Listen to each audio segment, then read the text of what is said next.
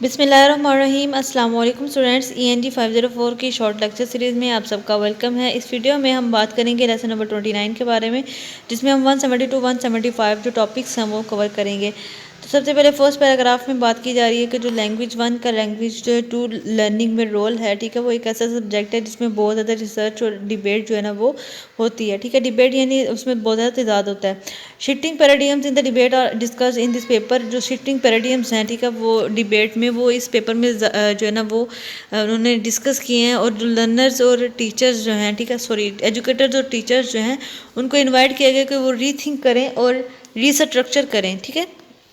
यानी वो लैंग्वेज 1 की जो रोल है उसको फैसिलिटेट करने के लिए और ज़्यादा जो है ना सेकंड लैंग्वेज टीचिंग के लिए उसको फैसिलिटेट करने के लिए रीथिंक करें और रीस्ट्रक्चर करें, यानी उस पर दोबारा सोचें, उस पर दोबारा काम करें।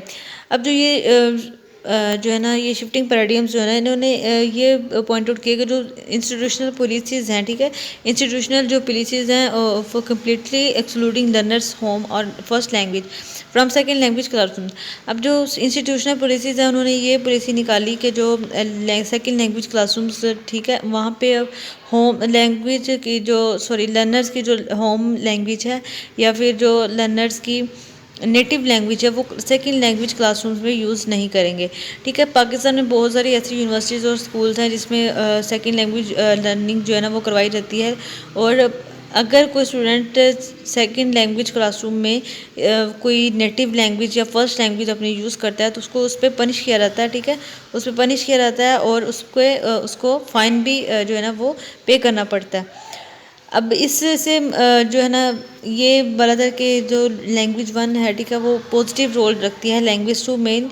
लेकिन ये इस पे जो प्रैक्टिस है, ठीक है, जो भी ऊपर जो उन्होंने पनिशमेंट वगैरह ये सारी चीज़ें, तो ये स्टूडेंट्स को एक मीनिंगफुल लर्निंग से दूर करती है, ठीक है। The paper invites a rethinking of the role of language 1 in language 2 classroom from 2 theoretical perspective. ये आप लोगों का क्विज भी है, ठीक है, द थ्योरेटिकल, ये आप लोगों का क्विज है, ठीक है। उसके बाद यहाँ पे जो दो पर्सपेक्टिव कौन से हैं वो हैं socio cultural theory of learning और language awareness theory of pedagogy, ठीक है। उसके बाद जो लास्ट पैराग्राफ है यहाँ पे आप लोगों के बहुत सारे क्विज़ जो है ना वो बन रहे हैं, ठीक है। तो आप लोगों ने इस पैराग्राफ को अच्छे से करना है। पहला क्विज़ जो है वो आप लोगों का फर्स्ट लाइन में बन रहा है। In 1950 L1 was seen as negative interference and prime cause of the learners errors by the behaviourist. अब इसमें कुछ भी वो स्किप कर सकते हैं, ठीक है। 1950 भी स्किप हो सकता है, L1 भी स्किप हो सकता है, ठीक है। नेगेटिव इंटरफेरेंस जो है ना वो भी स्किप कर सकते हैं। तो इस तरह से आप लोगों ने इसको अच्छे से प्रिपेयर कर लेना है, ठीक है। उसके बाद जो है ना सेकंड नंबर पे आप लोगों का जो क्विज़ है वो है रॉबर्ट लेडोज कंट्रास्टिव एनालिसिस। अब इसमें दो क्विज़ एक ही लाइन में बन रहे हैं।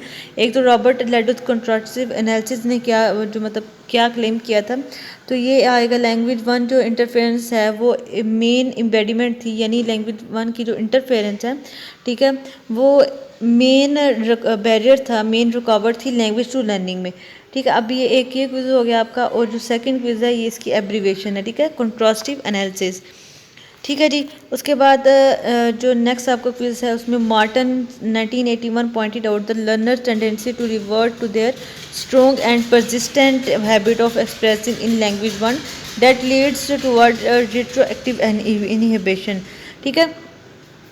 तो जो मार्टन ने जो 1981 में पॉइंट आउट किया कि जो लर्नर्स हैं उनकी जो रुझान है उसको रिवर्ट किया था, ठीक है, उसको यानी उसको जो है ना उस पर कायम किया था। रिवर्ट करना, उसको ऊपर मुसलसल जो है ना उसको उसकी इस चीज़ की तरफ लेके आना, ठीक है। To their strong and persistent habit, persistent यानी मुसलसल रहने वाली हैबिट जो है ना उसके ऊपर जो है ना वो कायम रहने के लिए पॉइंट आउट किया। मार्टन ने इसको 1981 में पॉइंट आउट किया था। He denied any sort of peaceful coexistence between the two language systems in the learner. अब इसने ये चीज़ डिनाई की थी कि जो लैंग्वेज लर्नर सिस्टम लैंग्वेज है, ठीक है, उसका किसी भी लर्नर में दो लैंग्वेजेस का जो सिस्टम है वो एक ही वक्त में आराम जो सुकून से हो जाए, तो ये ऐसी बात मुमकिन नहीं है, क्योंकि लैंग्वेज 1 और लैंग्वेज 2 अगर हम एक मिसाल के तौर पे अगर हम किसी को जो है वो साइकिल चलाना सिखा रहे हैं तो उसको साथ में हम जो है ना उसके ऊपर उसको ड्राइंग करना सिखा रहे हैं, तो ये दोनों ऑपोजिट चीज़ें हैं, ठीक है। इसमें इस तरह के दोनों सिस्टम्स को एक टाइम पे लेके चलना, तो ये इसमें स्टूडेंट्स जो हैं लर्नर्स जो है उसके ऊपर जो है ना वो पीसफुल नहीं होगा, ठीक है, यानी उसके अंदर जो है ना वो कम्प्लेक्सिटी आ जाएगी। ठीक है जी, ये था आज का लेक्चर। उम्मीद है आप लोगों को ये वीडियो जो है पसंद आई होगी। वीडियो पसंद आई तो लाइक कीजिएगा, शेयर कीजिएगा अपने दोस्तों के साथ, ताकि ज़्यादा से ज़्यादा स्टूडेंट्स जो इसको देख के फ़ायदा हासिल कर सके, ठीक है।